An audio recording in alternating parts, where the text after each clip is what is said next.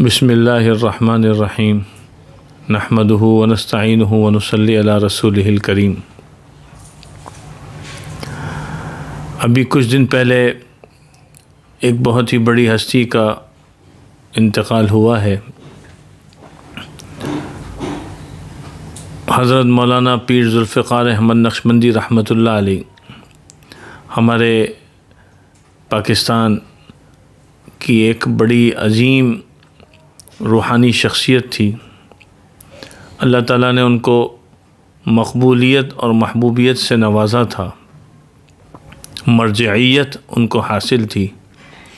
بڑے بڑے علماء اور اہل اللہ ان کے صحبت یافتہ تھے اور ان سے ان کو خلافت بھی ملی ہوئی تھی۔ یہ بھی معلوم چلا کہ دارالعلوم دیوبند کے نائب محتمم بھی حضرت کے خلفاء میں شامل ہیں۔ اگر دیکھا جائے تو ان کی زندگی ابتدا میں عصری تعلیم میں گزری اور پھر حضرت مولانا سید زوار حسین شاہ صاحب رحمۃ اللہ علیہ کے کچھ کتابیں پڑھنے کے بعد انہوں نے اپنی زندگی میں تبدیلی برپا کی، اور پھر وہ جب اس روحانی اور دینی سلسلے سے جڑے ہیں اور بڑے ہیں تو بڑھتے ہی چلے گئے۔ ان کی زندگی کے احوال سب کے سامنے ہیں۔ آپ اگر غور کریں کہ ان کے انتقال پر ہر شعبہ زندگی میں آپ کو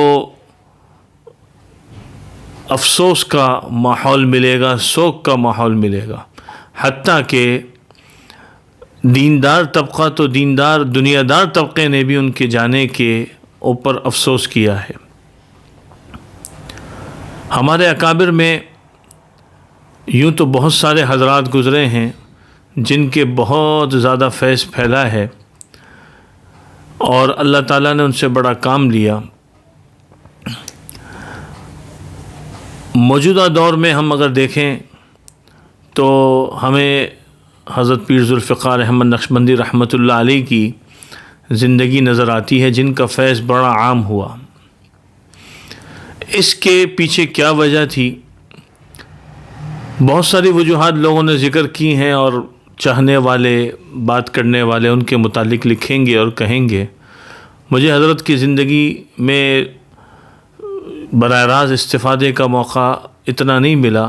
ان کی کتابیں تو پڑھیں، طالب علمی کے زمانے میں ان کے کچھ بیانات سننے کو موقع ملا، اور اس کے بعد کوئی اس طرح کی ان سے براہ راست استفادے کی صورت نہ ہوئی، لیکن ان کی کتابیں ضرور پڑھیں اور ان کے تعلق والوں سے رابطہ رہا۔ میں یہ سمجھتا ہوں کہ حضرت کی دو بڑی اہم خوبیاں تھیں اور اس کی وجہ سے ان کا کام بہت پھیلا۔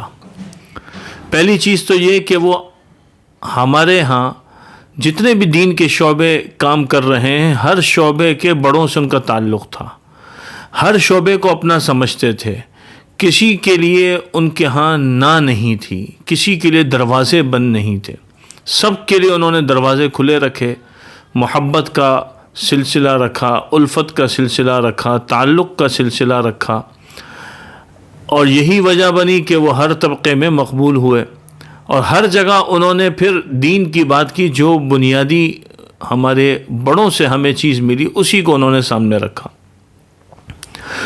دوسری چیز جو ان کی زندگی میں ملتی ہے وہ یہ ہے کہ انہوں نے جدید تعلیم یافتہ طبقے میں، یا عصری تعلیم یافتہ طبقہ کہیے، اس میں انہوں نے دینی مزاج کو عام کیا اور ان کو دین پہ لگایا۔ خصوصاً خواتین کا ایک بہت بڑا سلسلہ ہے جس میں ان کا فیض بہت ملتا ہے۔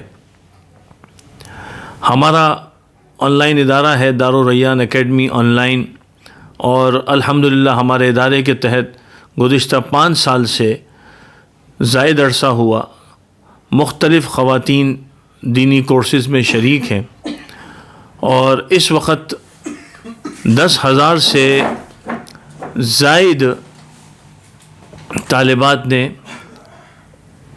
ہمارے ہاں مختلف کورسز کیے۔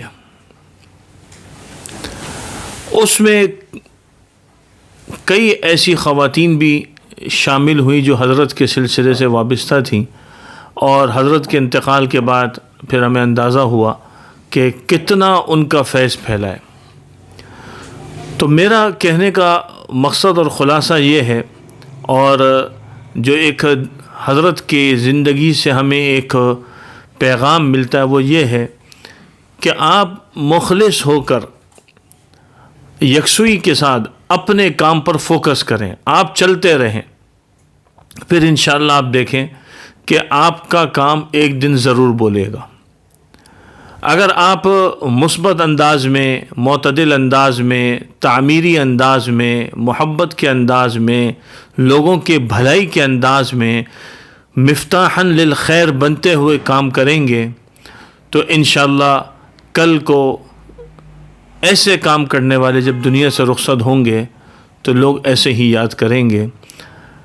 دارالریان اکیڈمی آن لائن اور معہد امام سفیان ثوری اور اس کی انتظامیہ، اس سے متعلق تمام احباب، خواتین، معاونین، معاونات، معلمین، معلمات، ہم سب حضرت کے انتقال پر حضرت کے متعلقین سے تعزیت کرتے ہیں، بلکہ اس وقت تو ہم خود بھی تعزیت کے مستحق ہیں، کیونکہ ہم حضرت سے جو فیض پاتے تھے وہ فیض بہرحال کم ہو گیا۔